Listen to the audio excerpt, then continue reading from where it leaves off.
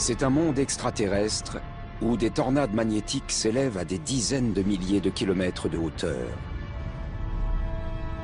Un monde où de mystérieuses taches sombres, assez grandes pour engloutir la Terre, apparaissent et disparaissent. Et où de violentes éruptions se produisent, projetant des tonnes de particules chargées dans l'espace à plus de 3 millions de kilomètres/heure.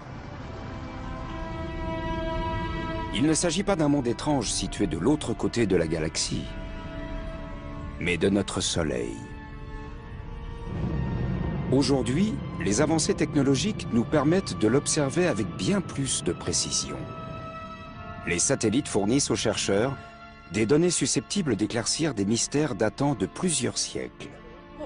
Vous avez vu ça? Boum! Une éruption solaire. Quel est le fonctionnement du Soleil? D'où vient sa puissance? Et quelles conséquences ces mécanismes internes peuvent-ils avoir sur la Terre, située à 150 millions de kilomètres de distance? Ces questions sont aujourd'hui prioritaires. Notre Soleil possède un côté sombre. Les violents orages qu'il génère sont capables d'anéantir le réseau électrique dont nous dépendons au quotidien. Et pourrait nous faire revenir à l'âge des ténèbres. C'est pourquoi les scientifiques du monde entier cherchent à élucider les mystères qui subsistent autour de notre étoile. Un voyage jusque dans son noyau à la découverte de son atmosphère torride et de ses tornades solaires impressionnantes.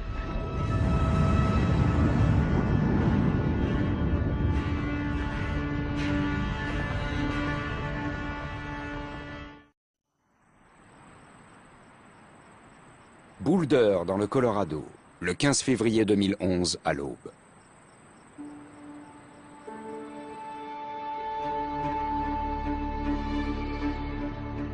Comme à son habitude, l'équipe du Centre national de prévision météorologique spatiale commence la journée par une observation minutieuse de la surface du Soleil. Bien que l'astre soit situé à 150 millions de kilomètres de la Terre, les forces qui s'y exercent peuvent avoir des effets surprenants et dévastateurs sur notre planète. Aujourd'hui, après plusieurs années de calme relatif, un satellite détecte une explosion spectaculaire à la surface du Soleil.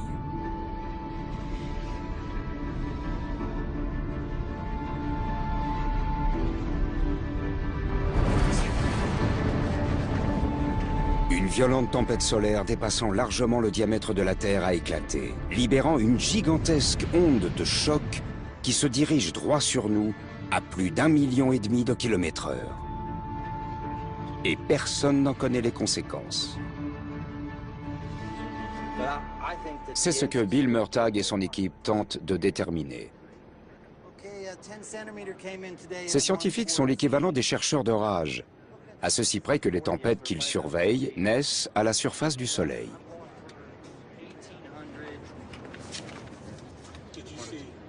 L'équipe modélise la tempête qui approche.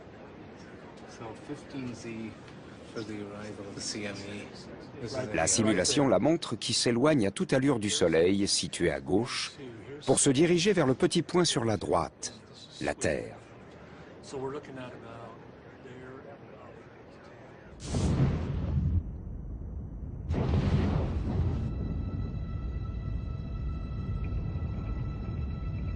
La tempête solaire est associée à deux phénomènes potentiellement nuisibles. L'éruption solaire, qui libère une bouffée de rayons X capable d'atteindre la Terre en quelques minutes, et bien plus inquiétant, l'éjection de masse coronale, ou CME, qui nous parvient quelques jours plus tard.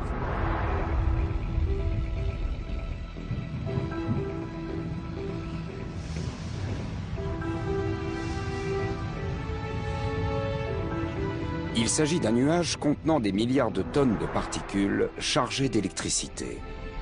Ces images montrent en boucle une CME qui se propage autour de l'œil de la tempête.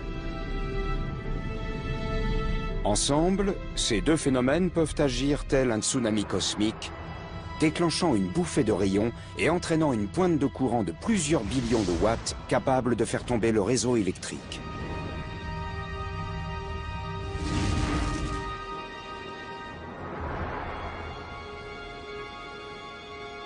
Un scénario farfelu?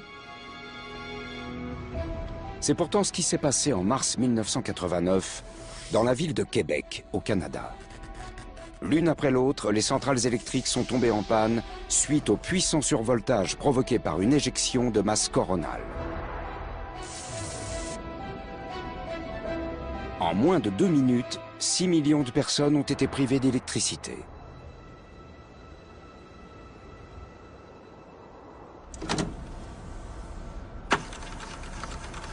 Jim Green, chercheur à la NASA, a récemment découvert qu'une tempête solaire encore plus importante avait frappé la Terre en 1859. C'est un peu le grand-père des orages géomagnétiques. Et ça s'est passé il y a seulement 150 ans. Si un orage d'une pareille intensité frappait la Terre aujourd'hui, l'impact sur les infrastructures essentielles pourrait être catastrophique.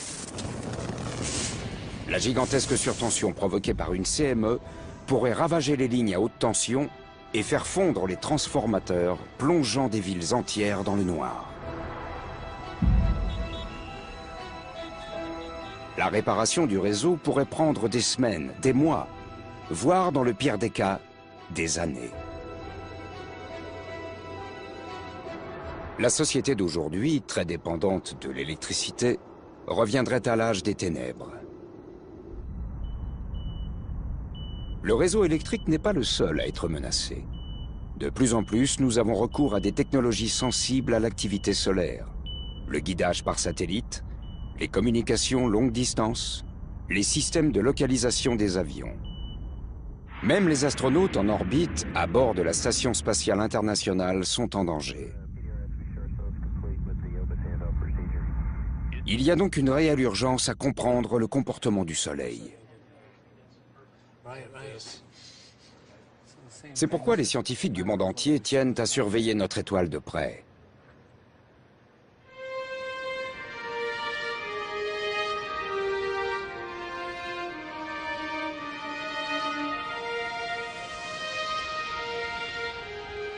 L'homme contemple le Soleil depuis l'Antiquité. De nombreuses civilisations lui ont voué un culte et célébré sa puissance.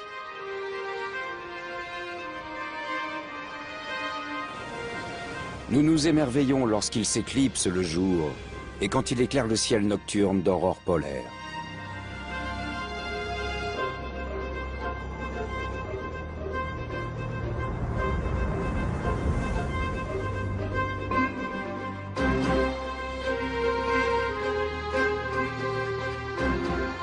Sa taille et sa puissance sont impressionnantes. Le Soleil est si vaste qu'il pourrait contenir 1 million de planètes comme la nôtre. La température de son noyau atteint 15 millions de degrés Celsius. Il brille depuis plus de 4 milliards d'années et continuera pendant au moins 6 milliards d'années supplémentaires. S'il exerce une influence considérable sur notre vie, le Soleil conserve bien des mystères. Comment l'énergie produite dans son noyau nous parvient-elle sous forme de lumière? Quels sont les processus à l'œuvre à l'intérieur du Soleil? Par quels moyens ces puissants mécanismes internes génèrent-ils des tempêtes solaires explosives? Voilà quelques-uns des mystères que les scientifiques doivent élucider afin de nous protéger des dangers du Soleil. Le Soleil peut se montrer imprévisible. Le Soleil est mystérieux. Incroyablement dynamique. Il a un potentiel explosif important. L'explication de ce caractère explosif réside bien en dessous de sa surface.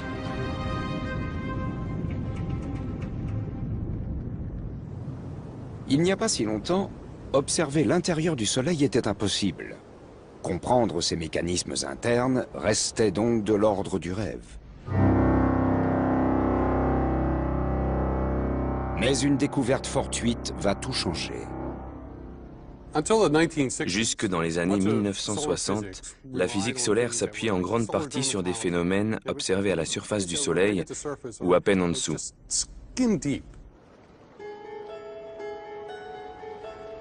En étudiant le Soleil plus en détail, les physiciens font une découverte étonnante.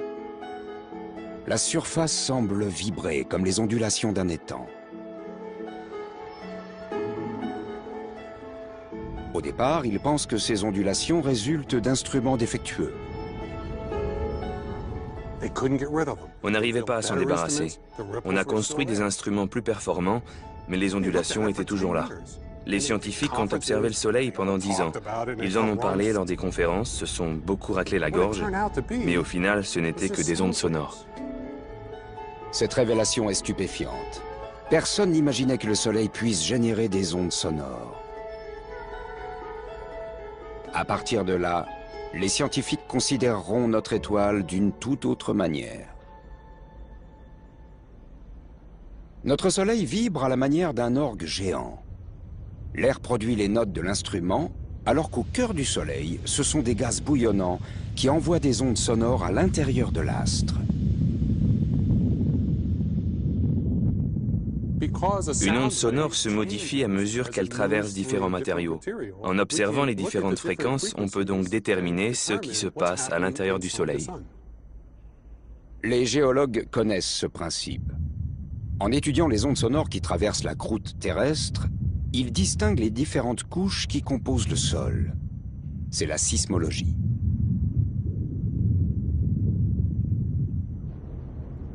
De la même manière, les ondes sonores qui se déplacent à l'intérieur du Soleil révèlent sa structure interne. Avec cet orgue, je peux vous montrer comment les ondes sonores se déplacent à l'intérieur du Soleil. Par exemple, je joue cette note basse qui vient de l'un de ces gros tuyaux. Le son produit est très profond. Rapporté au Soleil, ça correspond à une onde qui descend très loin au cœur de l'astre et qui nous rapporte l'information de ses profondeurs. Maintenant, je vais jouer une note haute qui vient d'un tuyau beaucoup plus court. Ça correspond cette fois à une information qui provient d'une zone très proche de la surface du Soleil.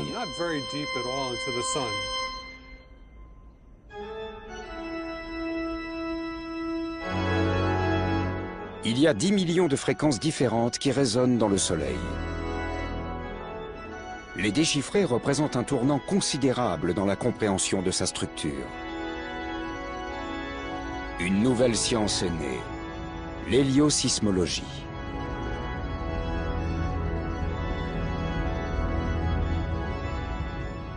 Avec l'apparition de l'héliosismologie, on a pu voir non seulement la surface du Soleil, mais aussi les mécanismes physiques qui se déroulaient en dessous.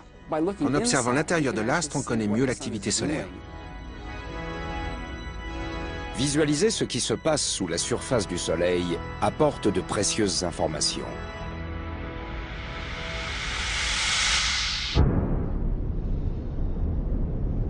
L'étude des ondes sonores produites par le Soleil révèle une machine complexe composée de plusieurs couches. Juste en dessous de la surface ardente se trouve une zone de bouillonnement permanent. Vient ensuite une couche que la lumière met des milliers d'années à traverser. Au centre se trouve le noyau du Soleil. La zone la plus petite de l'astre mesure tout de même plus de 25 fois le diamètre de la Terre. C'est la centrale électrique du Soleil. Tout ce qui nous parvient sur la Terre, la lumière, la chaleur, les effets des tempêtes solaires, prend sa source ici.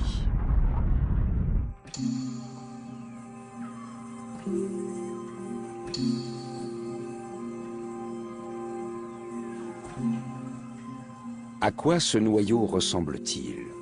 De quoi est-il composé? Le Soleil, c'est quelque chose d'assez fou. Il est beaucoup trop chaud pour être solide, ça on le sait, et il est bien trop chaud pour être liquide. On pourrait donc penser que c'est un gaz, n'est-ce pas? Eh bien, pas vraiment en fait. C'est une sorte de soupe gazeuse faite de particules chargées qu'on appelle le plasma. Ce plasma ne nous est pas totalement inconnu. Les exemples d'objets contenant du plasma sont nombreux. Les ampoules fluorescentes, les flammes, les néons, certains postes de télévision que je ne peux pas m'offrir, tous ces objets utilisent le plasma. Le plasma est partout. Le plasma du noyau solaire atteint des températures extrêmement élevées. La foudre est le phénomène terrestre qui s'en approche le plus en termes de température.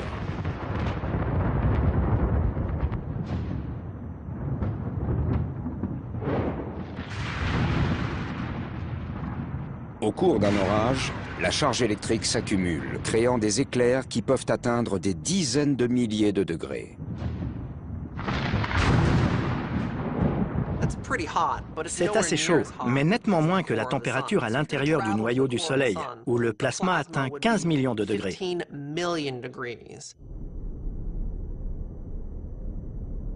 Lorsque le Soleil s'est formé, l'hydrogène de son noyau a été comprimé par le poids de la matière qui l'entourait. La température et la pression ont atteint un tel niveau que les atomes d'hydrogène se sont divisés en électrons et protons, créant le plasma. Et lorsque ces conditions extrêmes sont réunies, il se passe quelque chose de vraiment génial. La fusion nucléaire.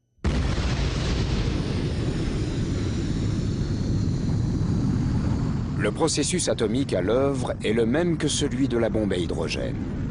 Sous une pression gigantesque, les protons du plasma fusionnent, libérant des photons, de minuscules paquets de chaleur et de lumière. Un nombre inimaginable de photons sont fabriqués chaque seconde, générant la formidable énergie du Soleil. Une partie de cette énergie nous parvient sous forme de lumière.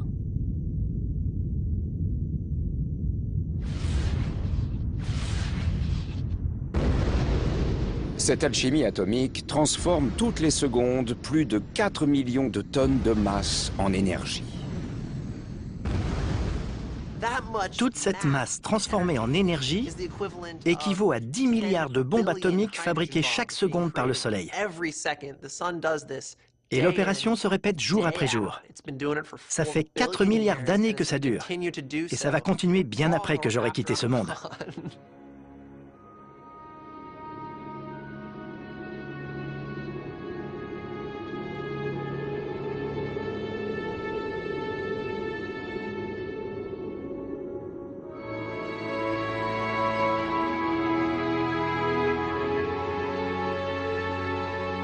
La puissance de milliards de bombes explose dans le noyau du Soleil chaque seconde.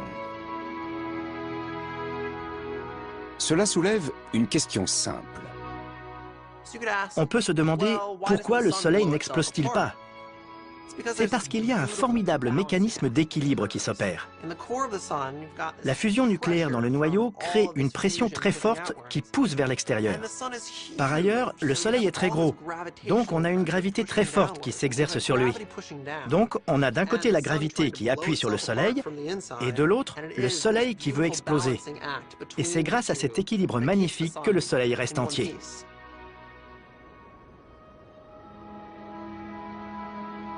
La lumière née dans le noyau nous parvient au terme d'un formidable voyage.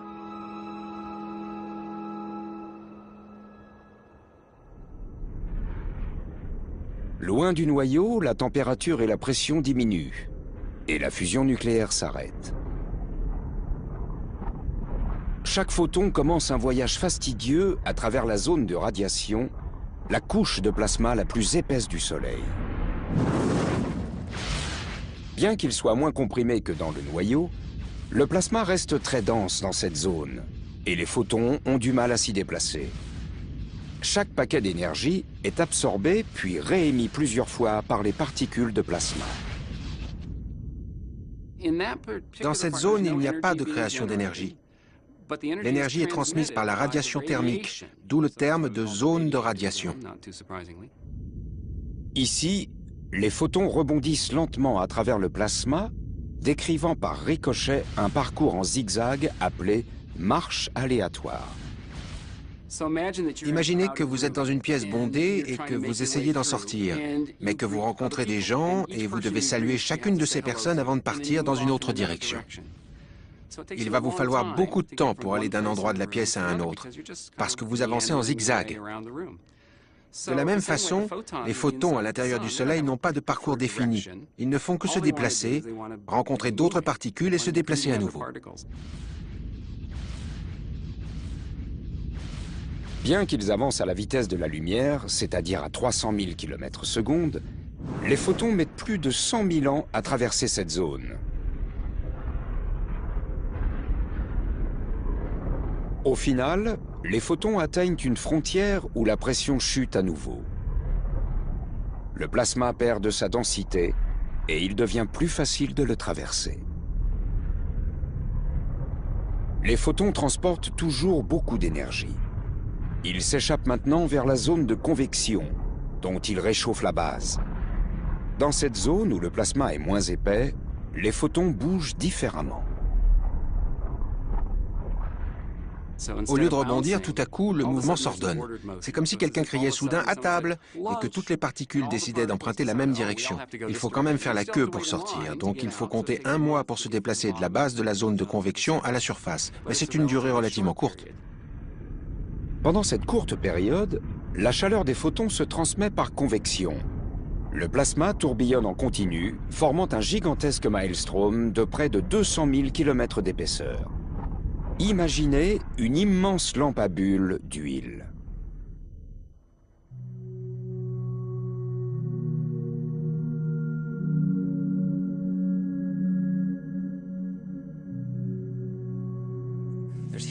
La chaleur arrive par le fond, provoquée par l'ampoule.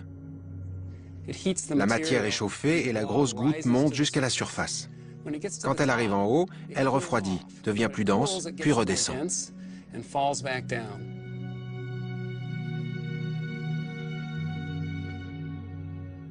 C'est assez comparable avec ce qui se passe à l'intérieur du Soleil.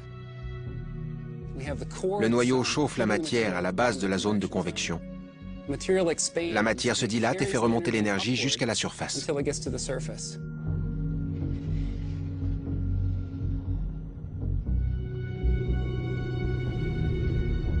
Ces images extraordinaires montrent le phénomène de convection à la surface du Soleil. Le plasma monte et descend, formant une structure fascinante, la granulation.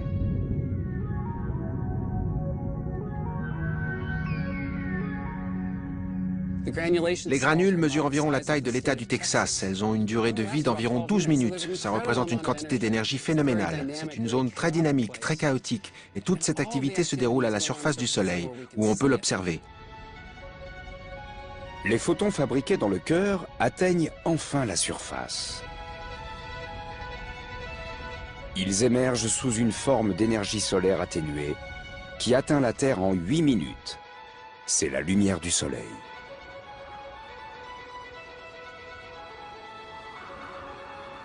Il faut donc 100 000 ans, environ 1 mois, puis 8 minutes. Une fois que l'énergie atteint la surface du Soleil, il faut seulement 8 minutes pour qu'elle devienne visible. Sans obstacle, le voyage des photons du cœur à la surface du Soleil ne prendrait que quelques secondes. En réalité, la lumière que nous recevons aujourd'hui pourrait avoir été produite au cours de la dernière période glaciaire.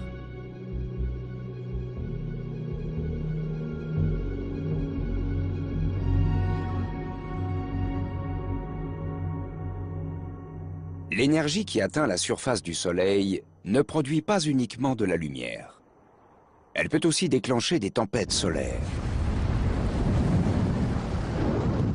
Pour comprendre la capacité destructrice du Soleil, il faut pouvoir le surveiller 24 heures sur 24 avec une grande précision.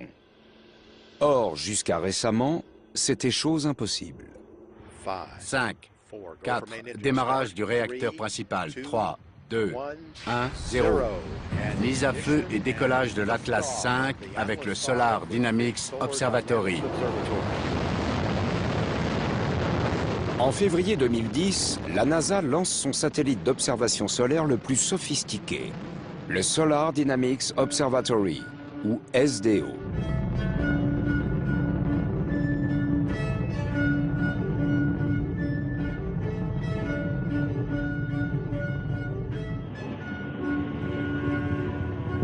On atteint Mach 1.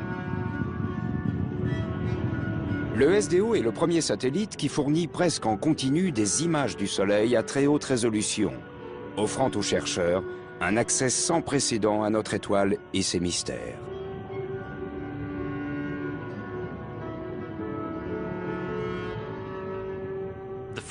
Le premier jour, on était tout excités.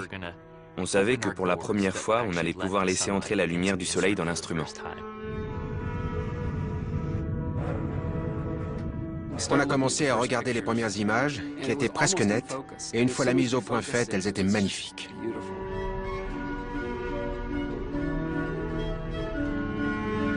Les nouvelles images montrent le Soleil sous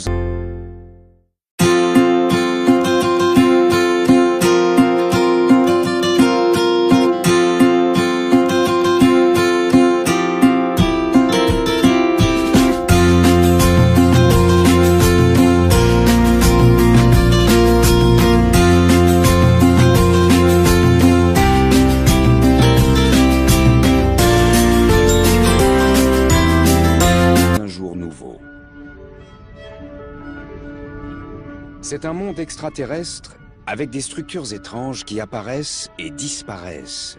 Des bulles de plasma très chaudes, aussi grandes que l'Alaska, et où des tornades géantes pouvant engloutir la Terre s'élèvent à des centaines de milliers de kilomètres de hauteur.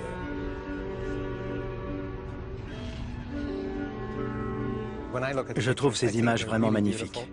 Je suis frappé par la dynamique qu'on y voit. Ça change tout le temps, quelle que soit la zone qu'on observe. Mais je me sens aussi un peu découragé par la complexité de tout ça. Ce n'est pas surprenant. Les satellites précédents ne révélaient qu'une partie du Soleil en haute résolution. Aujourd'hui, on peut l'étudier avec une précision époustouflante.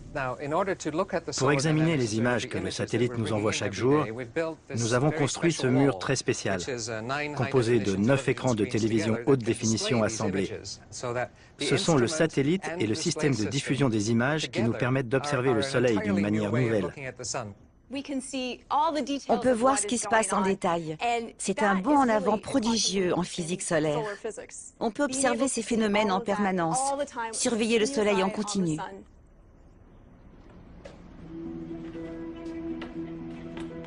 L'une des caractéristiques les plus importantes du SDO est sa capacité à visualiser la lumière du Soleil à travers une large gamme de longueurs d'onde. Cela revient à observer des objets qui émettent des températures différentes. L'œil humain présente une sensibilité maximale à la lumière du Soleil émise à 5500 degrés Celsius. À cette température, la surface du Soleil paraît presque uniforme. Mais lorsqu'on le regarde dans des longueurs d'onde correspondant à des températures plus élevées, on en obtient une image plus dynamique. Prenons l'exemple de la tempête du 15 février 2011.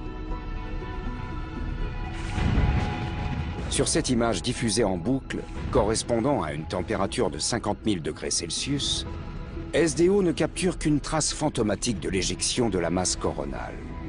Mais à un peu plus d'1 million de degrés, le plasma brûlant qui jaillit de l'œil du cyclone est bien plus visible. Les chercheurs peuvent donc visualiser les CME qui se propagent à la surface du Soleil.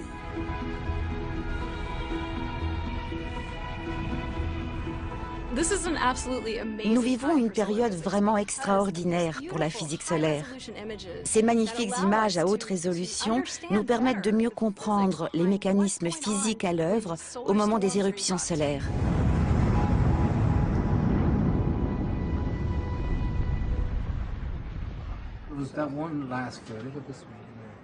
Au Centre national de prévision météorologique spatiale, Bill Murtagh suit la trajectoire d'une CME associée à la tempête qu'il analyse. Elle transporte 1 milliard de tonnes de plasma et n'est plus qu'à 20 heures de la Terre.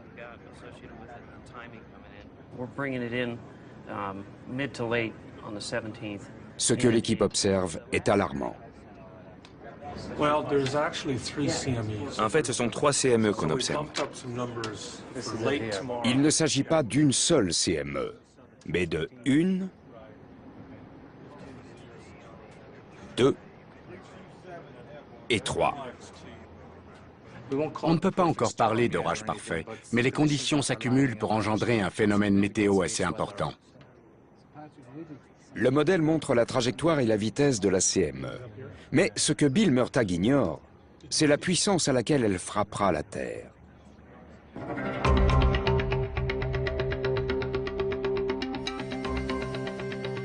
La réponse se trouve du côté de la force qui régit le Soleil, le magnétisme.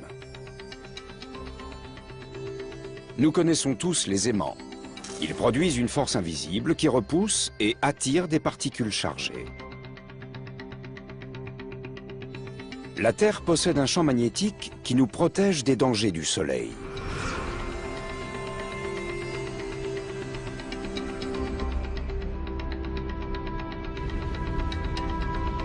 Mais nous connaissons moins le magnétisme du Soleil, qui, selon certains chercheurs, contribuerait activement à la formation de tempêtes solaires.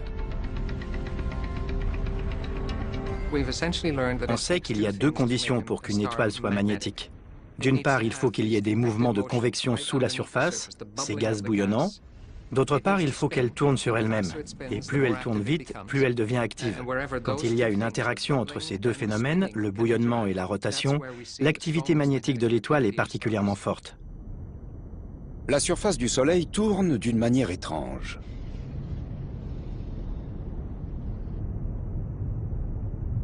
Déplacez-vous de l'un des pôles vers l'équateur, vous remarquerez qu'elle tourne plus vite. L'analyse des ondes sonores dans le Soleil révèle que les couches de plasma sous la surface ont elles aussi des vitesses de rotation différentes. C'est parce qu'elles se comportent comme des fluides qui deviennent plus denses à proximité du noyau. À l'intérieur du Soleil, il règne une extraordinaire agitation.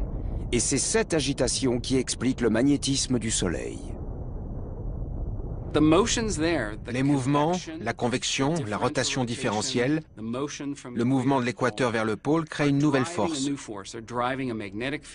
le champ magnétique. Il y a un effet dynamo à l'œuvre qui génère une force qu'on ressent ici, sur la Terre.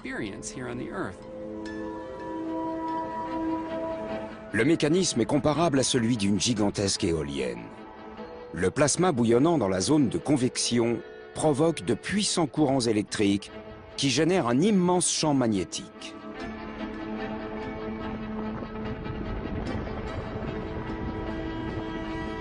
On a les flux ascendants et descendants. Le sacré Graal pour les scientifiques consiste à comprendre comment cet effet dynamo engendre des tempêtes solaires. L'explication se trouve dans la zone de convection.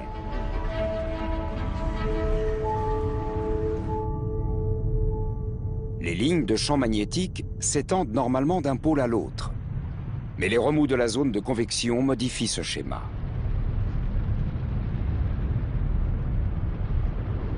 Des couches en rotation étirent les lignes de champ horizontalement. Sous l'effet de la convection, elles se tordent et s'entrelacent. Soumises à une très forte pression, elles s'entortillent et remontent vers la surface. Imaginons que ce ressort soit une ligne de champ magnétique. Le champ magnétique à l'intérieur du Soleil est amplifié et renforcé par le mouvement de rotation, ceux de gauche à droite, de tourbillonnement interne au Soleil. Les lignes de champ ont tendance à remonter et c'est ce qui se passe jusqu'à ce qu'elles transpercent la surface du Soleil. Suivre la trajectoire des lignes de champs invisibles serait impossible sans l'action du plasma. Les lignes de champ magnétique sont invisibles, mais le plasma, qui est très chaud, peut s'éclairer le long de ces trajectoires. Imaginez par exemple une autoroute la nuit. On ne la voit pas, mais grâce à la lumière des phares, on peut distinguer sa trajectoire. L'observation des lignes de champ est capitale pour comprendre les tempêtes solaires.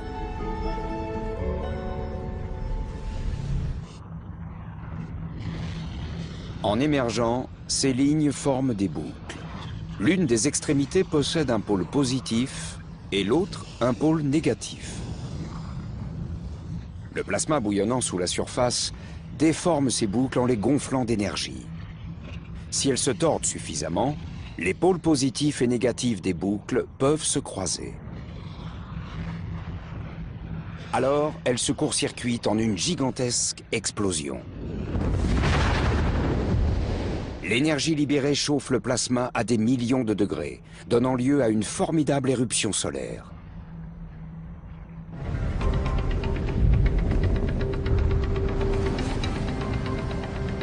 C'est l'étape ultime d'un très long voyage. Les photons formés dans le cœur se dirigent vers la surface. Certains passent directement dans l'espace, sous forme de lumière. Mais cette vague d'énergie perturbe la zone de convection en générant un champ magnétique.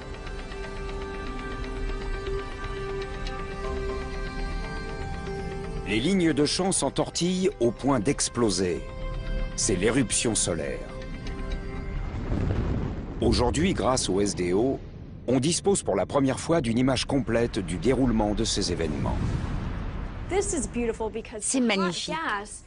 Le gaz chaud souligne les lignes de champ magnétique qu'on ne pourrait pas voir autrement.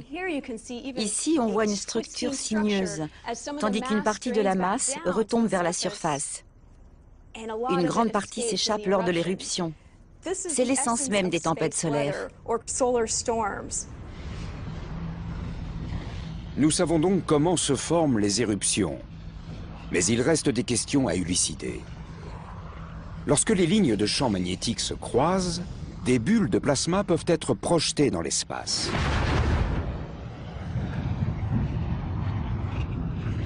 Voilà une éjection de masse coronale.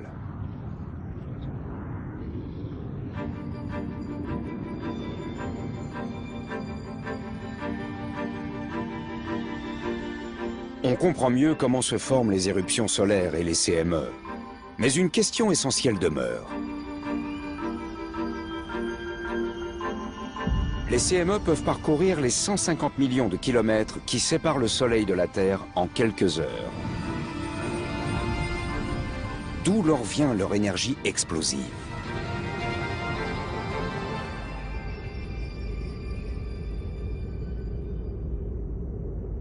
La réponse se trouve en partie dans la couronne solaire qui fait partie de l'atmosphère solaire. Elle est composée de plasma très chaud qui atteint plus d'1,5 million de degrés Celsius, soit 300 fois plus que la surface du Soleil.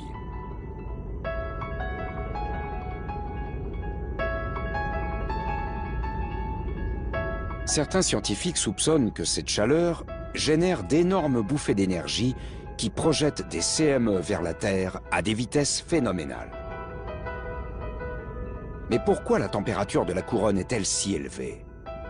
Le mystère reste entier. Connaître la réponse à cette question est essentiel si on veut comprendre l'influence du Soleil sur la météorologie spatiale et son impact sur la Terre. Le fait que la température de la couronne soit bien plus élevée que celle de la surface constitue un véritable défi à la physique. La couronne solaire est un lieu assez étrange. Prenez ce feu, par exemple. Si j'approche les mains, je sens la chaleur, bien sûr. Mais si je les éloigne, j'ai froid. Ce n'est pas du tout le cas avec le Soleil. Quand on s'en approche, il fait très chaud. Mais quand on s'éloigne, il fait encore plus chaud. Récemment, des chercheurs japonais ont observé des jets ultra rapides de plasma jaillissant d'une zone proche de la surface. Scott McIntosh est persuadé que ces jets transmettent de la chaleur à la couronne, mais il n'a pas de preuves visuelles à apporter. Jusqu'au jour où le SDO la lui fournit. On a réussi à établir des liens et on a compris que ces objets qu'on voyait sortir de la basse atmosphère à très haute vitesse, un peu comme ces flammes, atteignaient 2 ou 3 millions de degrés. C'était un vrai moment d'exaltation. On s'est regardé et on s'est dit « Waouh, qu'est-ce qu'on vient d'accomplir ?» Ces scientifiques ont démontré que les jets de plasma remontant à toute vitesse dessous la surface du Soleil généraient une chaleur inouïe. Résultat, les températures dans la couronne atteignent environ 2 millions de degrés Celsius. Si l'hypothèse est confirmée, cela représente une énorme avancée dans la compréhension des CME.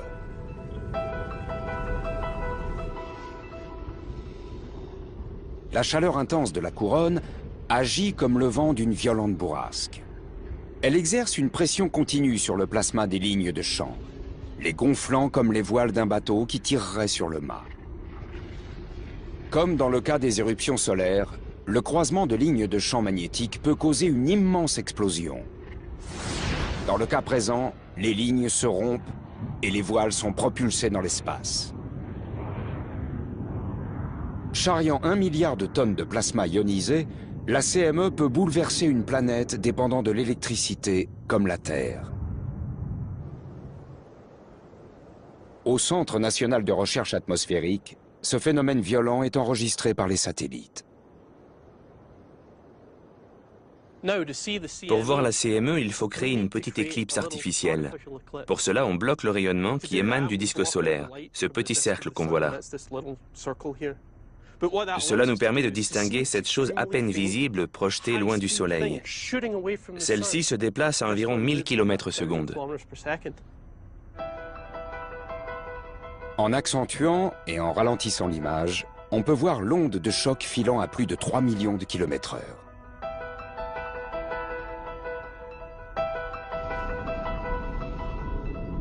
Si on connaît mieux les causes des tempêtes solaires et la façon dont elles se déplacent jusqu'à nous, il reste une question capitale à régler.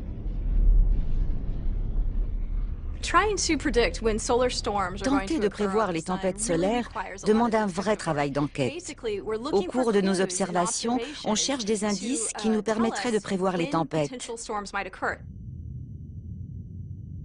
Le meilleur indice, le voici. Les taches solaires. Des zones sombres qui peuvent persister à la surface du Soleil pendant plusieurs semaines. Une tache solaire est une zone très vaste qui représente plusieurs fois la taille de la Terre et qui apparaît comme une tache sombre à la surface du Soleil. Elle est sombre parce qu'elle est relativement froide par rapport à ce qui l'entoure. Cela s'explique par la puissance des champs magnétiques qui inhibent le flot de chaleur qui arrive d'en dessous. Les puissants champs magnétiques qui produisent les taches solaires constituent un terrain favorable à la formation des tempêtes solaires. Le défi consiste à établir un schéma type déterminant les conditions d'apparition et la fréquence de ces phénomènes.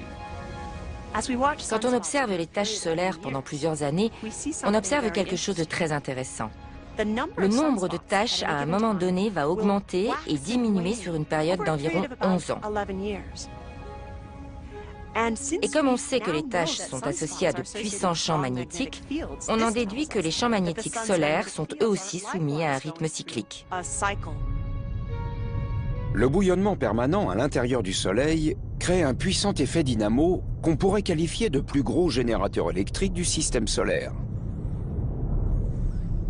Les lignes de champs magnétiques engendrées s'entortillent au point qu'environ tous les 11 ans, les pôles magnétiques du Soleil s'inversent. L'activité magnétique qui en résulte est plus calme, et le nombre de taches solaires diminue. C'est la période du minimum d'activité solaire. Mais en raison de la nature turbulente du Soleil, progressivement, les lignes de champ s'entortillent de nouveau. Les bouffées magnétiques sont alors beaucoup plus fréquentes. C'est le maximum solaire. Le cycle solaire détermine le comportement du Soleil. Pendant le maximum solaire, il peut devenir enragé et déclencher des tempêtes solaires qui se dirigent parfois vers la Terre. Et pendant le minimum solaire, l'activité est atténuée. Il y a moins de taches et moins de tempêtes solaires. En fait, le cycle d'activité détermine la manière dont le Soleil va se comporter. Avant la tempête solaire du 15 février 2011, l'activité solaire était plutôt calme. Mais cette saute d'humeur de notre étoile indique un changement de mauvais augure. L'activité magnétique du Soleil augmente à nouveau, tandis qu'on s'approche du maximum solaire. Au Centre national de prévision météorologique spatiale, Bill Murtagh et son équipe ont remarqué ce changement il y a quelques jours à peine.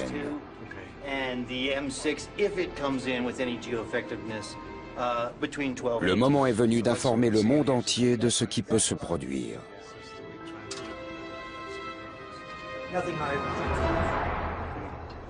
Dans les minutes qui viennent, il va falloir qu'on prenne une décision et annoncer que cette éjection de masse coronale arrivera à telle ou telle heure demain avec l'orage géomagnétique qui, bien entendu, suivra. Bill Murtagh sait que la violence de l'orage dépendra surtout de la puissance du champ magnétique de la CME et de l'angle auquel elle frappera le champ magnétique terrestre.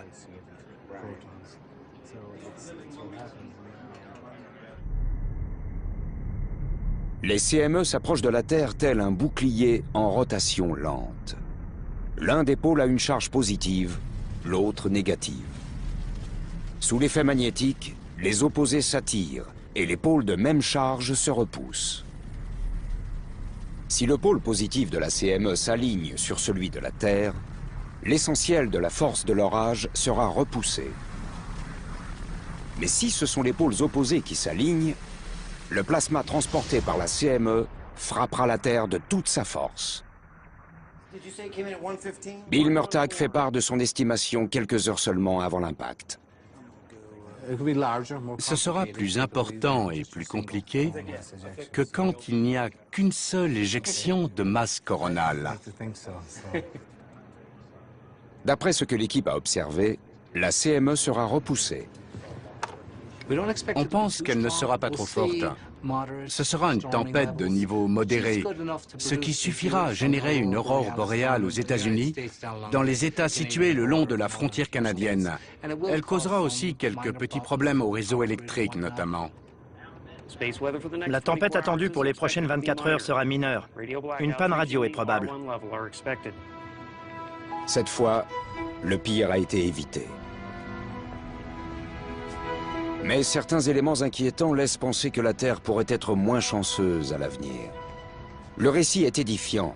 Jim Green de la NASA en a pris connaissance en cherchant un livre sur la guerre de sécession à la Bibliothèque du Congrès, la Bibliothèque nationale américaine. Il y a trouvé des documents traitant de l'actualité de l'année 1859 qui ont attiré son attention.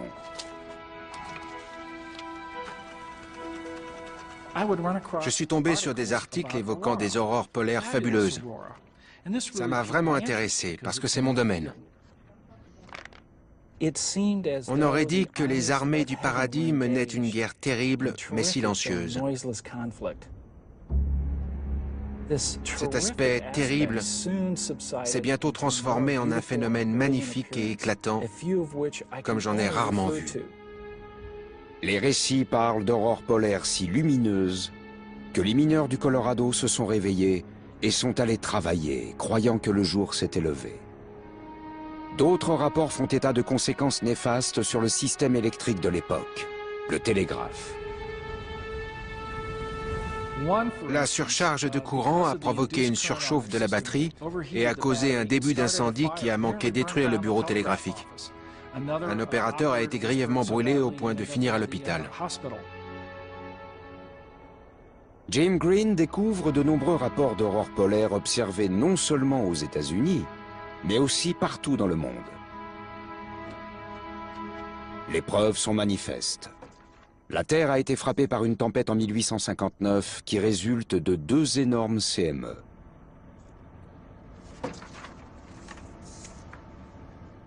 Ces 2 tempêtes étaient non seulement gigantesques, mais en plus elles se sont succédées. Personne n'avait connu un tel événement.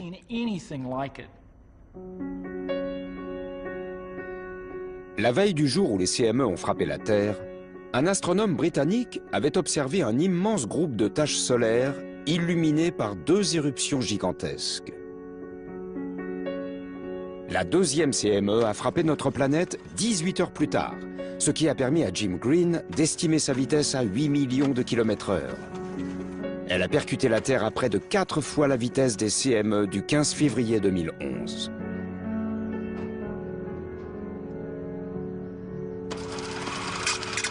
Grâce aux différents documents d'époque, Jim Green parvient à reconstituer la tempête de 1859. D'après les comptes rendus, les pôles des CME étaient alignés. Au lieu d'être repoussés, les CME se sont donc abattus de toute leur force sur notre planète. Les particules chargées sont passées dans l'atmosphère, l'électrifiant telle une immense enseigne lumineuse et produisant une aurore polaire éblouissante.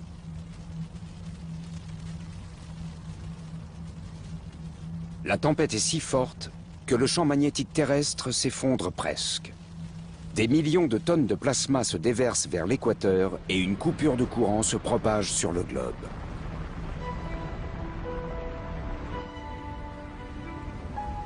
Pour la société d'alors, encore peu dépendante de l'électricité, les dégâts sont minimes. Mais aujourd'hui, cela ne serait sans doute pas le cas. Une telle tempête pourrait faire tomber le réseau électrique. Et si des transformateurs difficiles à remplacer sont détruits, nous pourrions être privés d'électricité dans de nombreux endroits et pour très longtemps. Seules quelques usines produisent des transformateurs de 125 kV. Il faut compter plusieurs mois pour les fabriquer. Si la moitié d'entre eux brûlent, on recommencera à chasser les écureuils et à couper le bois de son jardin pendant très longtemps pour pouvoir survivre.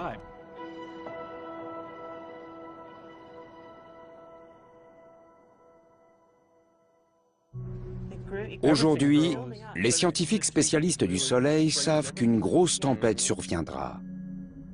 Ce qu'ils ignorent, c'est le moment où l'événement se produira.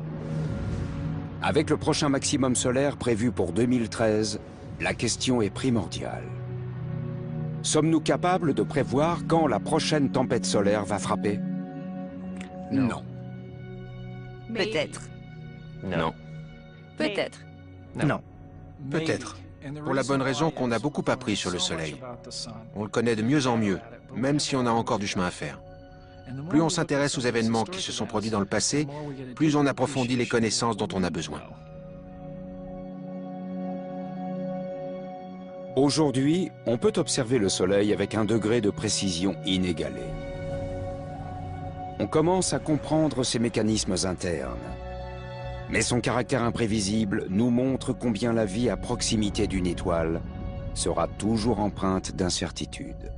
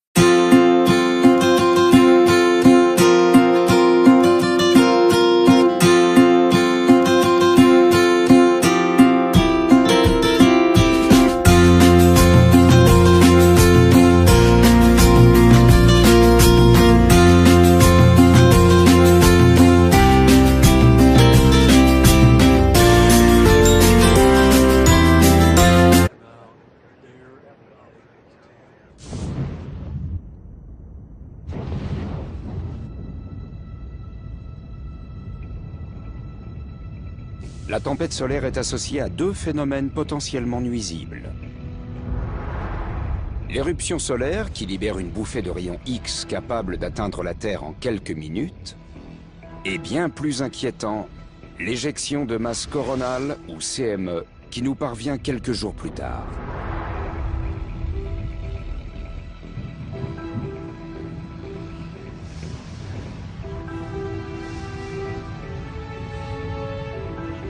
Il s'agit d'un nuage contenant des milliards de tonnes de particules chargées d'électricité. Ces images montrent en boucle une CME qui se propage autour de l'œil de la tempête. Ensemble, ces deux phénomènes peuvent agir tel un tsunami cosmique, déclenchant une bouffée de rayons et entraînant une pointe de courant de plusieurs billions de watts capable de faire tomber le réseau électrique.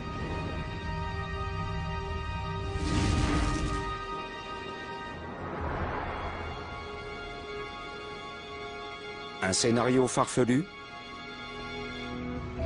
C'est pourtant ce qui s'est passé en mars 1989 dans la ville de Québec, au Canada. L'une après l'autre, les centrales électriques sont tombées en panne suite au puissant survoltage provoqué par une éjection de masse coronale. En moins de 2 minutes,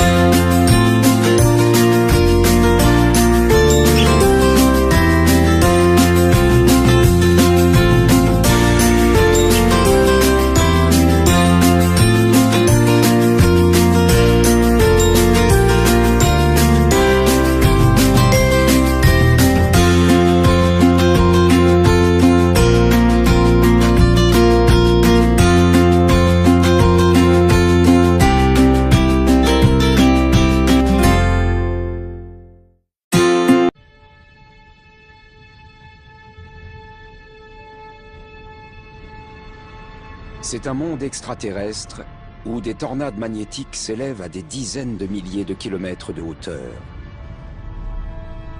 Un monde où de mystérieuses taches sombres, assez grandes pour engloutir la Terre, apparaissent et disparaissent. Et où de violentes éruptions se produisent, projetant des tonnes de particules chargées dans l'espace à plus de 3 millions de kilomètres/heure. Il ne s'agit pas d'un monde étrange situé de l'autre côté de la galaxie, mais de notre Soleil. Aujourd'hui, les avancées technologiques nous permettent de l'observer avec bien plus de précision. Les satellites fournissent aux chercheurs des données susceptibles d'éclaircir des mystères datant de plusieurs siècles. Vous avez vu ça? Boum, une éruption solaire. Quel est le fonctionnement du Soleil? D'où vient sa puissance? Et quelles conséquences ces mécanismes internes peuvent-ils avoir sur la Terre, située à 150 millions de kilomètres de distance? Ces questions sont aujourd'hui prioritaires. Notre Soleil possède un côté sombre. Les violents orages qu'il génère sont capables d'anéantir le réseau électrique dont nous dépendons au quotidien. Et pourrait nous faire revenir à l'âge des ténèbres. C'est pourquoi les scientifiques du monde entier cherchent à élucider les mystères qui subsistent autour de notre étoile. Un voyage jusque dans son noyau à la découverte de son atmosphère torride et de ses tornades solaires impressionnantes.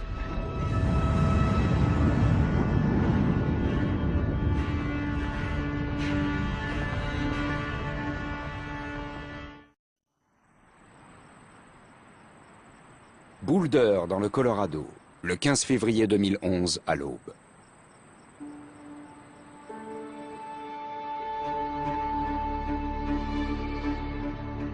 Comme à son habitude, l'équipe du Centre national de prévision météorologique spatiale commence la journée par une observation minutieuse de la surface du Soleil.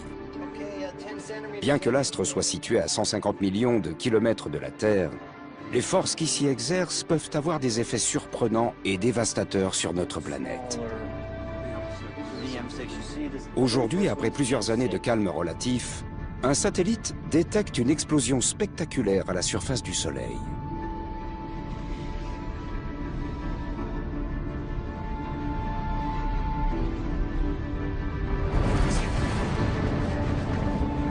Une violente tempête solaire dépassant largement le diamètre de la Terre a éclaté, libérant une gigantesque onde de choc qui se dirige droit sur nous à plus d'1,5 million de kilomètres/heure.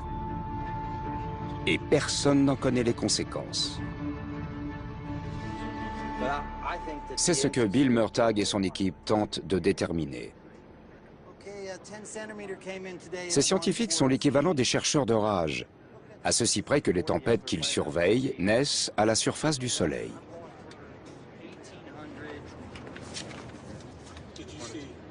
L'équipe modélise la tempête qui approche.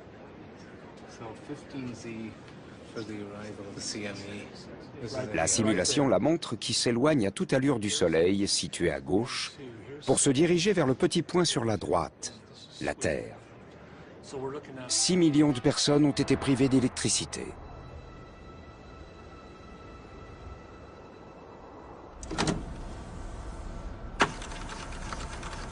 Jim Green, chercheur à la NASA, a récemment découvert qu'une tempête solaire encore plus importante avait frappé la Terre en 1859. C'est un peu le grand-père des orages géomagnétiques, et ça s'est passé il y a seulement 150 ans. Si un orage d'une pareille intensité frappait la Terre aujourd'hui, l'impact sur les infrastructures essentielles pourrait être catastrophique. La gigantesque surtension provoquée par une CME pourrait ravager les lignes à haute tension et faire fondre les transformateurs, plongeant des villes entières dans le noir. La réparation du réseau pourrait prendre des semaines, des mois, voire dans le pire des cas, des années. La société d'aujourd'hui, très dépendante de l'électricité, reviendrait à l'âge des ténèbres. Le réseau électrique n'est pas le seul à être menacé. De plus en plus, nous avons recours à des technologies sensibles à l'activité solaire. Le guidage par satellite, les communications longue distance, les systèmes de localisation des avions. Même les astronautes en orbite à bord de la Station spatiale internationale sont en danger. Il y a donc une réelle urgence à comprendre le... La réponse se trouve en partie dans la couronne solaire qui fait partie de l'atmosphère solaire. Elle est composée de plasma très chaud qui atteint plus d'1,5 million de degrés Celsius, soit 300 fois plus que la surface du Soleil.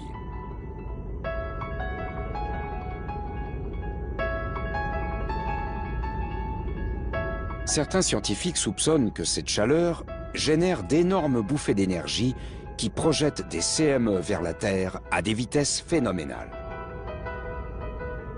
Mais pourquoi la température de la couronne est-elle si élevée? Le mystère reste entier. Connaître la réponse à cette question est essentiel si on veut comprendre l'influence du Soleil sur la météorologie spatiale et son impact sur la Terre. Le fait que la température de la couronne soit bien plus élevée que celle de la surface constitue un véritable défi à la physique. La couronne solaire est un lieu assez étrange. Prenez ce feu, par exemple. Si j'approche les mains, je sens la chaleur, bien sûr. Mais si je les éloigne, j'ai froid. Ce n'est pas du tout le cas avec le Soleil. Quand on s'en approche, il fait très chaud. Mais quand on s'éloigne, il fait encore plus chaud. Récemment, des chercheurs japonais ont observé des jets ultra rapides de plasma jaillissant d'une zone proche de la surface. Scott McIntosh est persuadé que ces jets transmettent de la chaleur à la couronne, mais il n'a pas de preuves visuelles à apporter. Jusqu'au jour où le SDO la lui fournit. On a réussi à établir des liens et on a compris que ces objets qu'on voyait sortir de la basse atmosphère à très haute vitesse, un peu comme ces flammes, atteignaient 2 ou 3 millions de degrés. C'était un vrai moment d'exaltation. On s'est regardé et on s'est dit « Waouh, qu'est-ce qu'on vient d'accomplir ?» Ces scientifiques ont démontré que les jets de plasma remontant à toute vitesse dessous la surface du Soleil généraient une chaleur inouïe. Résultat, les températures dans la couronne atteignent environ 2 millions de degrés Celsius. Si l'hypothèse est confirmée, cela représente une énorme avancée dans la compréhension des CME.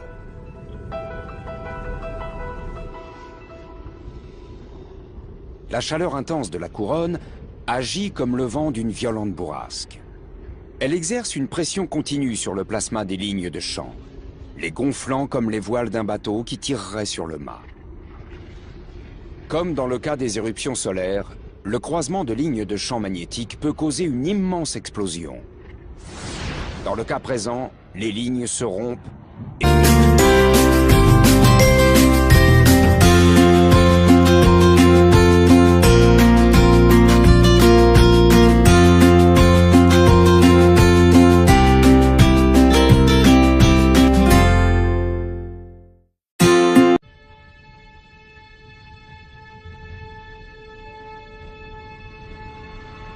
C'est un monde extraterrestre où des tornades magnétiques s'élèvent à des dizaines de milliers de kilomètres de hauteur.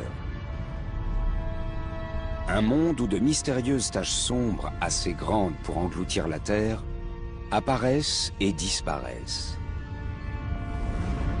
Et où de violentes éruptions se produisent, projetant des tonnes de particules chargées dans l'espace à plus de 3 millions de kilomètres/heure. Il ne s'agit pas d'un monde étrange situé de l'autre côté de la galaxie, mais de notre Soleil.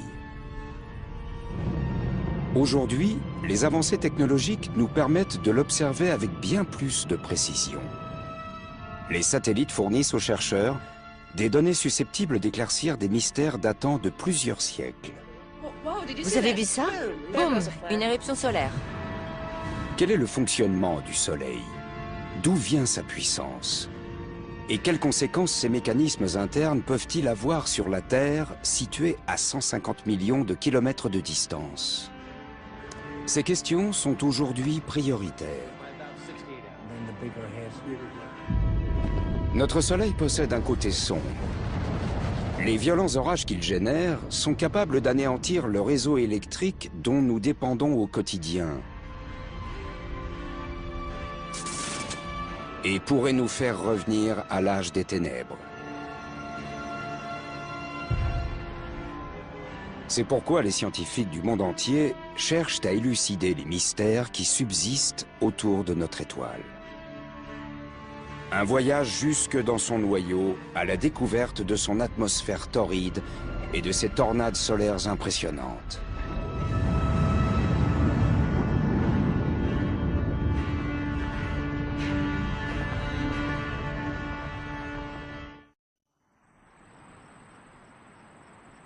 Boulder, dans le Colorado, le 15 février 2011 à l'aube.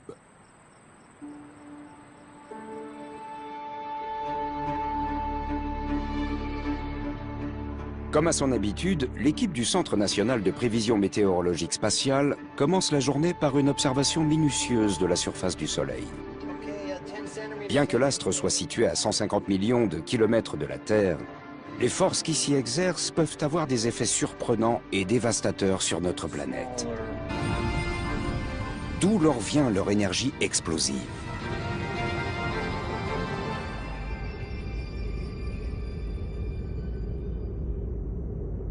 La réponse se trouve en partie dans la couronne solaire qui fait partie de l'atmosphère solaire. Elle est composée de plasma très chaud qui atteint plus d'1,5 million de degrés Celsius, soit 300 fois plus que la surface du Soleil.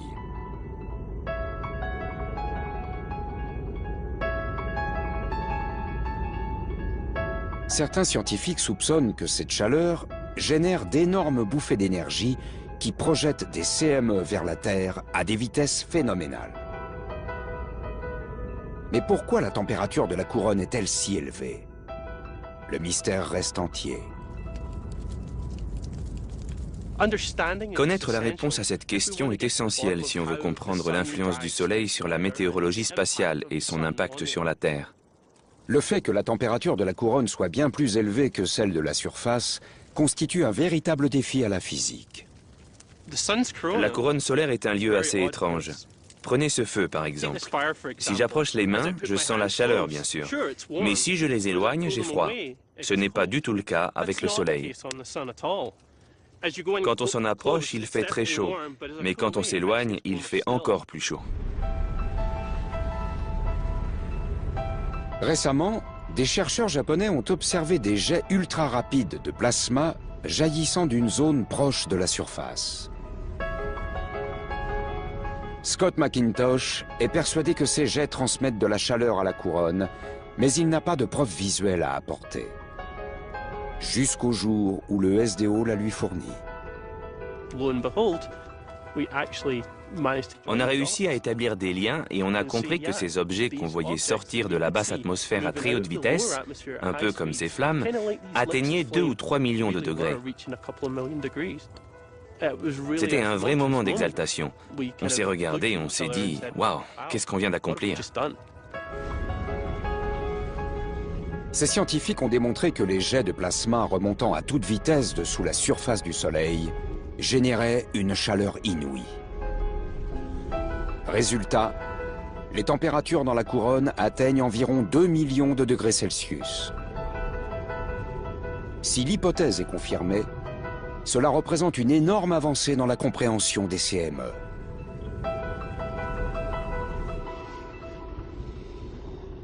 La chaleur intense de la couronne agit comme le vent d'une violente bourrasque. Elle exerce une pression continue sur le plasma des lignes de champ, les gonflant comme les voiles d'un bateau qui tirerait sur le mât. L'électrique s'accumule, créant des éclairs qui peuvent atteindre des dizaines de milliers de degrés. C'est assez chaud, mais nettement moins que la température à l'intérieur du noyau du Soleil, où le plasma atteint 15 millions de degrés.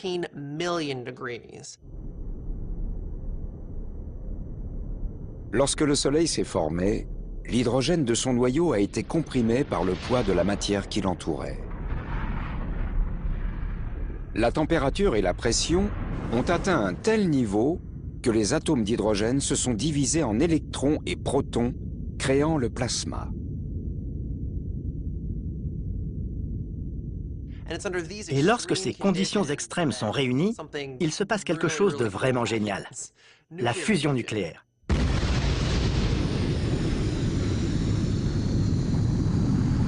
Le processus atomique à l'œuvre est le même que celui de la bombe à hydrogène. Sous une pression gigantesque, les protons du plasma fusionnent, libérant des photons, de minuscules paquets de chaleur et de lumière. Un nombre inimaginable de photons sont fabriqués chaque seconde, générant la formidable énergie du Soleil. Une partie de cette énergie nous parvient sous forme de lumière.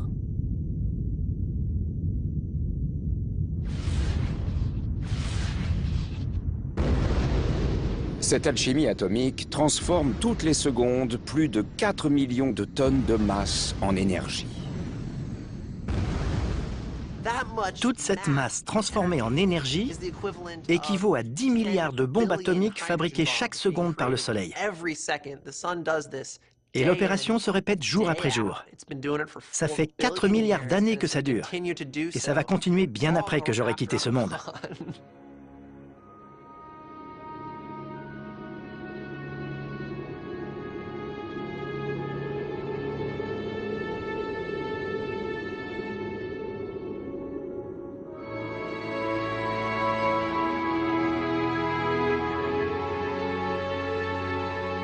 La puissance de milliards de bombes explose dans le noyau du Soleil chaque seconde. Cela soulève une question simple.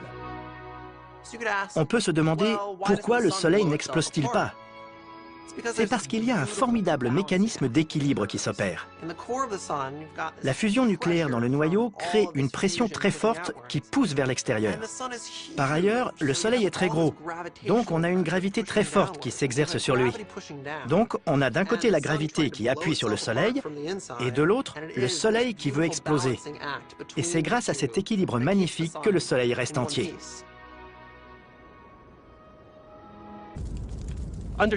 Connaître la réponse à cette question est essentiel si on veut comprendre l'influence du Soleil sur la météorologie spatiale et son impact sur la Terre. Le fait que la température de la couronne soit bien plus élevée que celle de la surface constitue un véritable défi à la physique. La couronne solaire est un lieu assez étrange. Prenez ce feu, par exemple. Si j'approche les mains, je sens la chaleur, bien sûr. Mais si je les éloigne, j'ai froid. Ce n'est pas du tout le cas avec le Soleil. Quand on s'en approche, il fait très chaud, mais quand on s'éloigne, il fait encore plus chaud. Récemment, des chercheurs japonais ont observé des jets ultra rapides de plasma jaillissant d'une zone proche de la surface. Scott McIntosh est persuadé que ces jets transmettent de la chaleur à la couronne, mais il n'a pas de preuves visuelles à apporter. Jusqu'au jour où le SDO la lui fournit. On a réussi à établir des liens et on a compris que ces objets qu'on voyait sortir de la basse atmosphère à très haute vitesse, un peu comme ces flammes, atteignaient 2 ou 3 millions de degrés. C'était un vrai moment d'exaltation. On s'est regardé et on s'est dit « Waouh, qu'est-ce qu'on vient d'accomplir ?» Ces scientifiques ont démontré que les jets de plasma remontant à toute vitesse dessous la surface du Soleil généraient une chaleur inouïe. Résultat, les températures dans la couronne atteignent environ 2 millions de degrés Celsius. Si l'hypothèse est confirmée, cela représente une énorme avancée dans la compréhension des CME.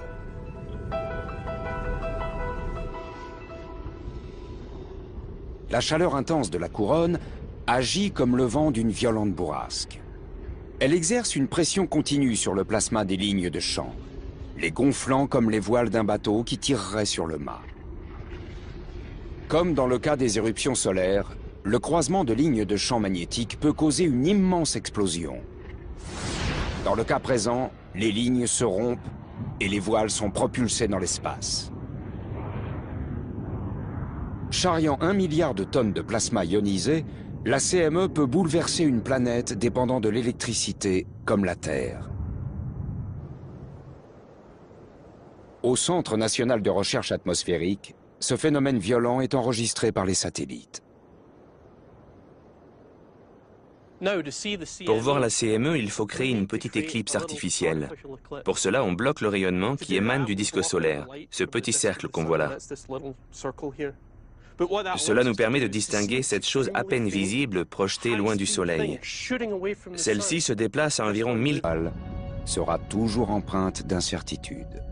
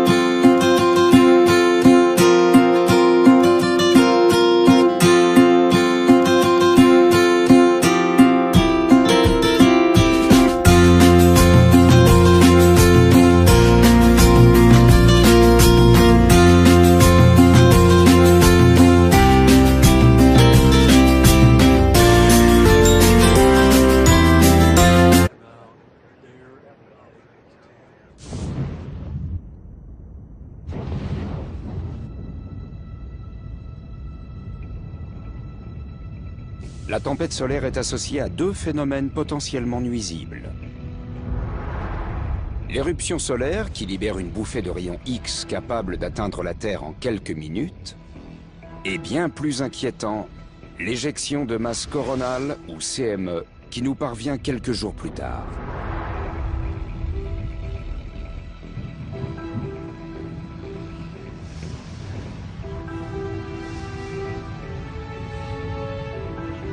Il s'agit d'un nuage contenant des milliards de tonnes de particules chargées d'électricité. Ces images montrent en boucle une CME qui se propage autour de l'œil de la tempête. Ensemble, ces deux phénomènes peuvent agir tel un tsunami cosmique, déclenchant une bouffée de rayons et entraînant une pointe de courant de plusieurs billions de watts capable de faire tomber le réseau électrique.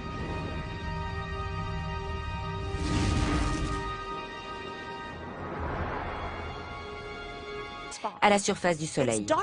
Elle est sombre parce qu'elle est relativement froide par rapport à ce qui l'entoure. Cela s'explique par la puissance des champs magnétiques qui inhibent le flot de chaleur qui arrive d'en dessous. Les puissants champs magnétiques qui produisent les taches solaires constituent un terrain favorable à la formation des tempêtes solaires. Le défi consiste à établir un schéma type déterminant les conditions d'apparition et la fréquence de ces phénomènes. Quand on observe les taches solaires pendant plusieurs années, on observe quelque chose de très intéressant. Le nombre de taches à un moment donné va augmenter et diminuer sur une période d'environ 11 ans. Et comme on sait que les taches sont associées à de puissants champs magnétiques, on en déduit que les champs magnétiques solaires sont eux aussi soumis à un rythme cyclique. Le bouillonnement permanent à l'intérieur du Soleil crée un puissant effet dynamo qu'on pourrait qualifier de plus gros générateur électrique du système solaire. Les lignes de champs magnétiques engendrées s'entortillent au point qu'environ tous les 11 ans, les pôles magnétiques du Soleil s'inversent. L'activité magnétique qui en résulte est plus calme, et le nombre de taches solaires diminue. C'est la période du minimum d'activité solaire. Mais en raison de la nature turbulente du Soleil, progressivement, les lignes de champ s'entortillent de nouveau. Les bouffées magnétiques sont alors beaucoup plus fréquentes. C'est le maximum solaire. Le cycle solaire détermine le comportement du Soleil. Pendant le maximum solaire, il peut devenir enragé et déclencher des tempêtes solaires qui se dirigent parfois vers la Terre. Et pendant le minimum solaire, l'activité est atténuée. Il y a moins de taches et moins de tempêtes solaires. En fait, le cycle d'activité détermine la manière dont le Soleil va se comporter. Avant la tempête solaire du 15 février 2011, l'activité solaire était plutôt calme. Mais cette saute d'humeur de notre étoile indique un changement de mauvais augure. L'activité magnétique du Soleil augmente à nouveau, tandis qu'on s'approche du maximum solaire. Au Centre national de prévision météorologique spatiale, Bill Murtagh et son équipe ont remarqué ce changement il y a quelques jours à peine.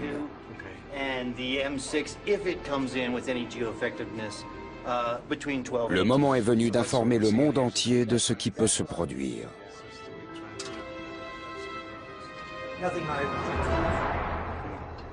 Dans les minutes qui viennent, il va falloir qu'on prenne une décision et annoncer que cette éjection de masse coronale arrivera à telle ou telle heure demain avec l'orage géomagnétique Terrestre qui s'en approche le plus en termes de température.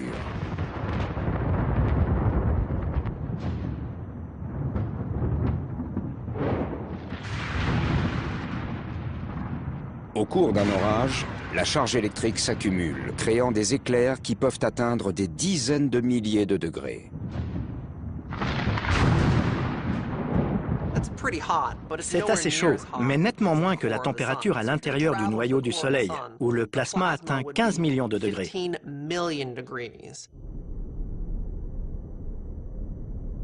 Lorsque le Soleil s'est formé, l'hydrogène de son noyau a été comprimé par le poids de la matière qui l'entourait. La température et la pression ont atteint un tel niveau que les atomes d'hydrogène se sont divisés en électrons et protons, créant le plasma. Et lorsque ces conditions extrêmes sont réunies, il se passe quelque chose de vraiment génial. La fusion nucléaire.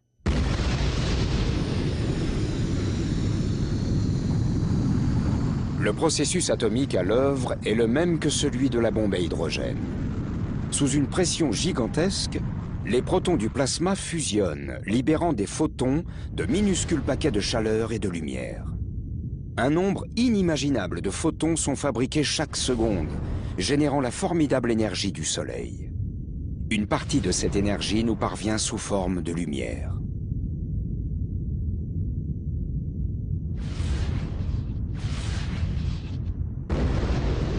Cette alchimie atomique transforme toutes les secondes plus de 4 millions de tonnes de masse en énergie. Toute cette masse transformée en énergie équivaut à 10 milliards de bombes atomiques fabriquées chaque seconde par le Soleil. Et l'opération se répète jour après jour. Ça fait 4 milliards d'années que ça dure. Et ça va continuer bien après que j'aurai quitté ce monde.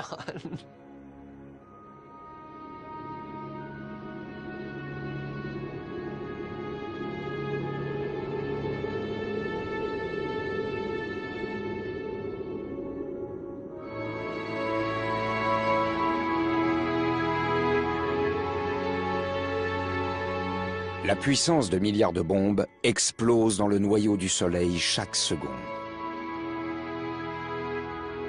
Cela soulève une question simple. On peut se demander pourquoi le Soleil n'explose-t-il pas? C'est parce qu'il y a un formidable mécanisme d'équilibre qui s'opère. La fusion nucléaire dans le noyau crée une pression très forte qui pousse vers l'extérieur. Par ailleurs, le Soleil est très gros, donc on a une gravité pour engloutir la Terre, apparaissent et disparaissent. Et où de violentes éruptions se produisent, projetant des tonnes de particules chargées dans l'espace à plus de 3 millions de kilomètres/heure. Il ne s'agit pas d'un monde étrange situé de l'autre côté de la galaxie, mais de notre Soleil. Aujourd'hui, les avancées technologiques nous permettent de l'observer avec bien plus de précision. Les satellites fournissent aux chercheurs des données susceptibles d'éclaircir des mystères datant de plusieurs siècles. Vous avez vu ça? Boum, une éruption solaire. Quel est le fonctionnement du Soleil? D'où vient sa puissance? Et quelles conséquences ces mécanismes internes peuvent-ils avoir sur la Terre, située à 150 millions de kilomètres de distance? Ces questions sont aujourd'hui prioritaires. Notre Soleil possède un côté sombre. Les violents orages qu'il génère sont capables d'anéantir le réseau électrique dont nous dépendons au quotidien. Et pourraient nous faire revenir à l'âge des ténèbres. C'est pourquoi les scientifiques du monde entier cherchent à élucider les mystères qui subsistent autour de notre étoile. Un voyage jusque dans son noyau, à la découverte de son atmosphère torride et de ses tornades solaires impressionnantes.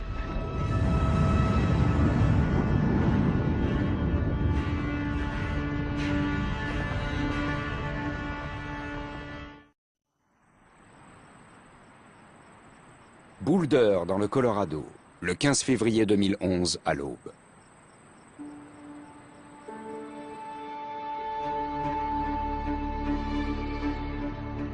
Comme à son habitude, l'équipe du Centre national de prévision météorologique spatiale commence la journée par une observation minutieuse de la surface du Soleil. Bien que l'astre soit situé à 150 millions de kilomètres de la Terre, les forces qui s'y exercent peuvent avoir des effets surprenants et dévastateurs sur notre planète. Aujourd'hui, après plusieurs années de calme relatif, un satellite détecte une explosion spectaculaire à la surface du Soleil.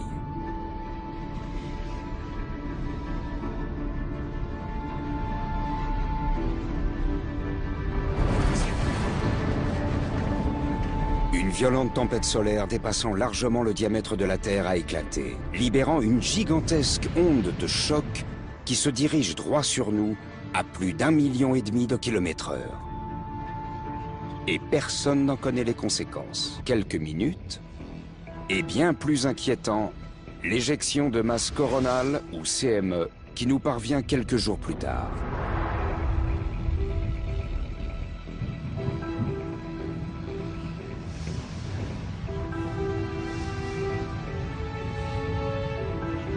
Il s'agit d'un nuage contenant des milliards de tonnes de particules chargées d'électricité. Ces images montrent en boucle une CME qui se propage autour de l'œil de la tempête. Ensemble, ces deux phénomènes peuvent agir tel un tsunami cosmique, déclenchant une bouffée de rayons et entraînant une pointe de courant de plusieurs billions de watts capable de faire tomber le réseau électrique.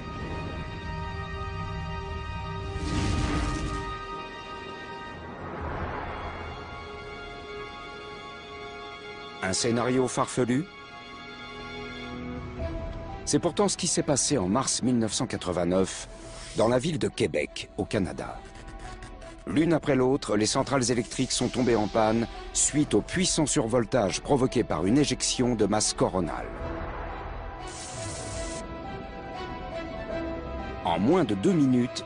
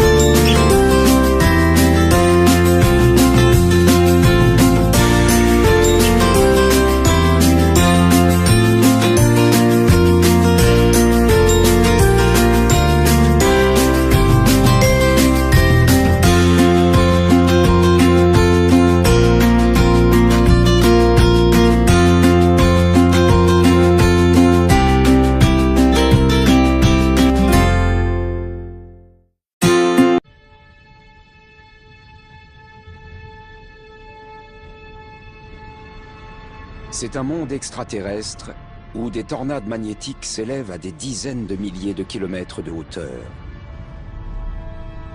Un monde où de mystérieuses taches sombres, assez grandes pour engloutir la Terre, apparaissent et disparaissent. Et où de violentes éruptions se produisent, projetant des tonnes de particules chargées dans l'espace à plus de 3 millions de km/h. Il ne s'agit pas d'un monde étrange situé de l'autre côté de la galaxie, mais de notre Soleil. Je sens la chaleur, bien sûr. Mais si je les éloigne, j'ai froid. Ce n'est pas du tout le cas avec le Soleil. Quand on s'en approche, il fait très chaud. Mais quand on s'éloigne, il fait encore plus chaud.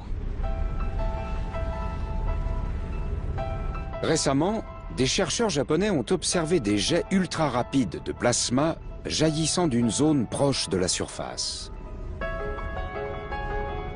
Scott McIntosh est persuadé que ces jets transmettent de la chaleur à la couronne, mais il n'a pas de preuve visuelle à apporter. Jusqu'au jour où le SDO la lui fournit. On a réussi à établir des liens et on a compris que ces objets qu'on voyait sortir de la basse atmosphère à très haute vitesse, un peu comme ces flammes, atteignaient 2 ou 3 millions de degrés. C'était un vrai moment d'exaltation. On s'est regardé et on s'est dit « Waouh, qu'est-ce qu'on vient d'accomplir ?» Ces scientifiques ont démontré que les jets de plasma remontant à toute vitesse dessous la surface du Soleil généraient une chaleur inouïe. Résultat, les températures dans la couronne atteignent environ 2 millions de degrés Celsius. Si l'hypothèse est confirmée, cela représente une énorme avancée dans la compréhension des CME.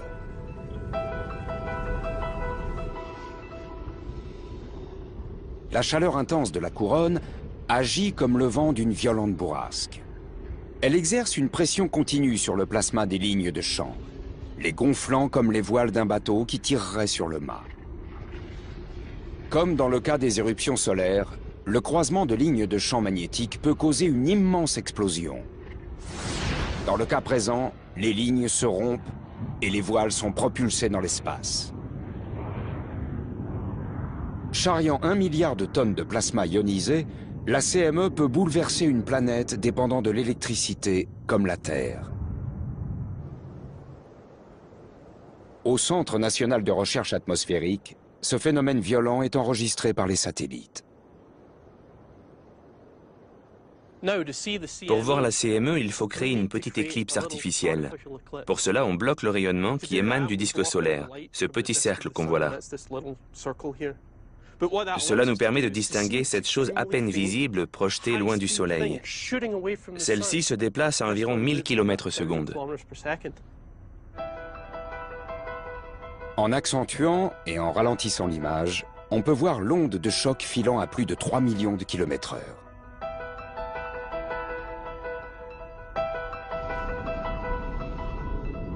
Si on connaît mieux les causes des tempêtes solaires et la façon dont elles se déplacent jusqu'à nous, il reste...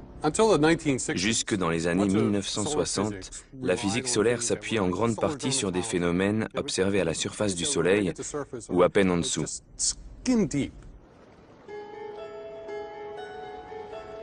En étudiant le Soleil plus en détail, les physiciens font une découverte étonnante. La surface semble vibrer comme les ondulations d'un étang. Au départ, ils pensent que ces ondulations résultent d'instruments défectueux. On n'arrivait pas à s'en débarrasser. On a construit des instruments plus performants, mais les ondulations étaient toujours là. Les scientifiques ont observé le Soleil pendant 10 ans. Ils en ont parlé lors des conférences, se sont beaucoup raclé la gorge, mais au final, ce n'était que des ondes sonores. Cette révélation est stupéfiante. Personne n'imaginait que le Soleil puisse générer des ondes sonores. À partir de là, les scientifiques considéreront notre étoile d'une toute autre manière. Notre Soleil vibre à la manière d'un orgue géant. L'air produit les notes de l'instrument, alors qu'au cœur du Soleil, ce sont des gaz bouillonnants qui envoient des ondes sonores à l'intérieur de l'astre. Une onde sonore se modifie à mesure qu'elle traverse différents matériaux. En observant les différentes fréquences, on peut donc déterminer ce qui se passe à l'intérieur du Soleil. Les géologues connaissent ce principe. En étudiant les ondes sonores qui traversent la croûte terrestre, ils distinguent les différentes couches qui composent le sol. C'est la sismologie.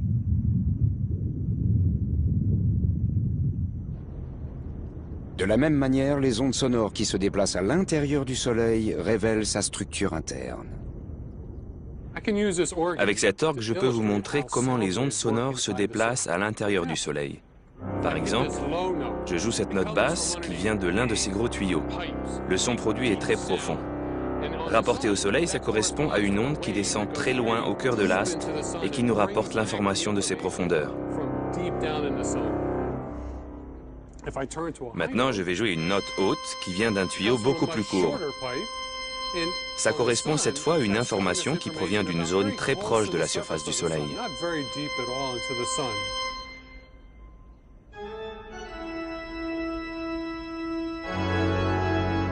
Il y a 10 millions de fréquences différentes qui résonnent dans le Soleil.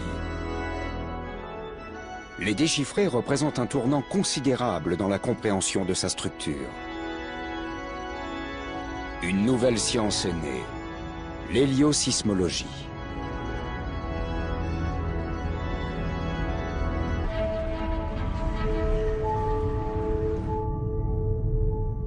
Les lignes de champ magnétique s'étendent normalement d'un pôle à l'autre. Mais les remous de la zone de convection modifient ce schéma.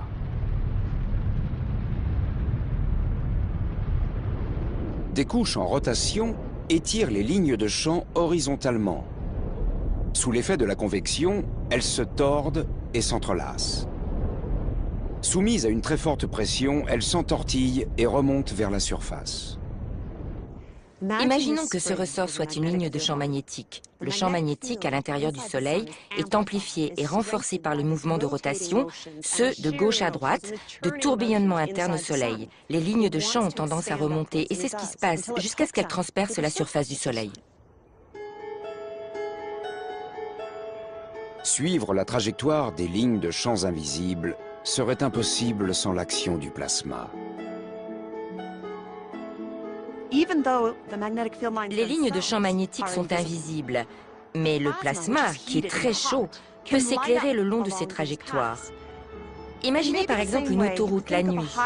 On ne la voit pas, mais grâce à la lumière des phares, on peut distinguer sa trajectoire. L'observation des lignes de champ est capitale pour comprendre les tempêtes solaires.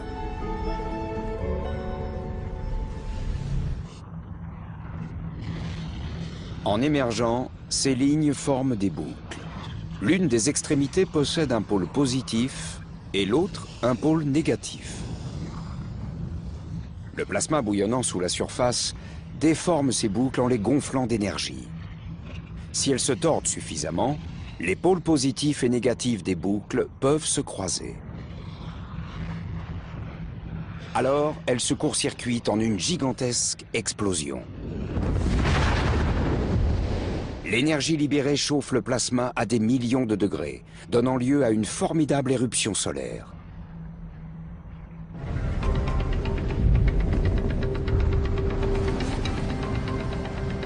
C'est l'étape ultime d'un très long voyage. Les photons formés dans le cœur se dirigent vers la surface. Certains passent directement dans l'espace, sous forme de lumière. Mais cette vague d'énergie perturbe la zone de convection en générant un champ magnétique.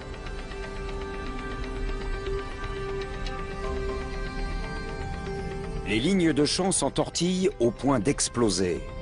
C'est l'éruption solaire. Aujourd'hui, grâce au SDO, on dispose pour la première fois d'une image complète du déroulement de ces événements. Atteignez 2 ou 3 millions de degrés. C'était un vrai moment d'exaltation. On s'est regardé et on s'est dit « Waouh, qu'est-ce qu'on vient d'accomplir ?» Ces scientifiques ont démontré que les jets de plasma remontant à toute vitesse dessous la surface du Soleil généraient une chaleur inouïe. Résultat, Les températures dans la couronne atteignent environ 2 millions de degrés Celsius. Si l'hypothèse est confirmée, cela représente une énorme avancée dans la compréhension des CME.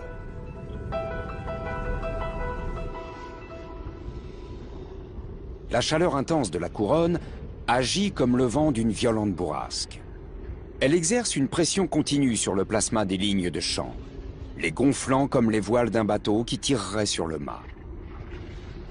Comme dans le cas des éruptions solaires, le croisement de lignes de champ magnétiques peut causer une immense explosion. Dans le cas présent, les lignes se rompent et les voiles sont propulsées dans l'espace. Charriant 1 milliard de tonnes de plasma ionisé, la CME peut bouleverser une planète dépendant de l'électricité comme la Terre. Au Centre national de recherche atmosphérique, ce phénomène violent est enregistré par les satellites. Pour voir la CME, il faut créer une petite éclipse artificielle. Pour cela, on bloque le rayonnement qui émane du disque solaire, ce petit cercle qu'on voit là. Cela nous permet de distinguer cette chose à peine visible projetée loin du Soleil. Celle-ci se déplace à environ 1000 km/s. En accentuant et en ralentissant l'image, on peut voir l'onde de choc filant à plus de 3 millions de km/h.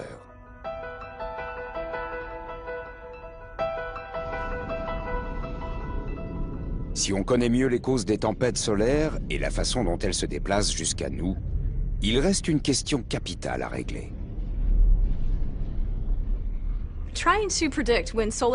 Tenter de prévoir les tempêtes solaires demande un vrai travail d'enquête. Au cours de nos observations, on cherche des indices qui nous permettraient de prévoir les tempêtes. Le meilleur indice, le voici. Les taches solaires. Des zones sombres qui peuvent persister à la surface du Soleil pendant plusieurs semaines. Une tache solaire est une zone très vaste qui représente plusieurs fois la taille de la Terre et qui apparaît comme une tache sombre à la surface du Soleil. Elle est sombre parce qu'elle est relativement froide par rapport à ce qui l'entoure. Cela s'explique par la puissance des champs magnétiques qui